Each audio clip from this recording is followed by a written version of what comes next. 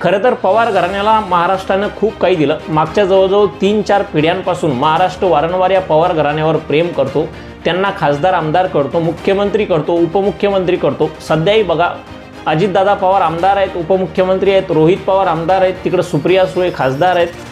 पण एवढं सगळं असतानाही पवार घराण्यानं मागच्या इतक्या वर्षात अनेक असे मोठमोठ्या घोटाळ्यांचे आरोप या पवार घराण्यावर लागले। खरं तर सुरुवातीला सांगायचं झालं तर शरद पवारांवर महाराष्ट्र राज्य सहकारी बँकेचा 25,000 कोटींच्या घोटाळ्याचा आरोप लागला होता। त्यानंतर अजित पवारांवर सिंचन घोटाळ्याचा 70,000 कोटीचा आरोप लागला होता। आता पार्थ पवारांवर जमीन घोटाळ्यामुळे 1,800 कोटींचा आरोप आहे आणि असे छोटे मोठे बरेच आरोप या पवार घराण्यावर आतापर्यंत लागले। जर या सगळ्या आरोपांची बेरीज आपण केली तर जगभर लगभग लाखभर कोटी रुपयांचे सगळे आरोप आहेत। खरं तर सर्वसामान्य किंवा उच्च शिक्षित तरुणालाही आपण हातात पेन दिला आणि एका वहीच्या पानावर 1 लाख कोटी रुपये लिहायचे सांगितले तर त्याचे हातपाय कापायला लागतील।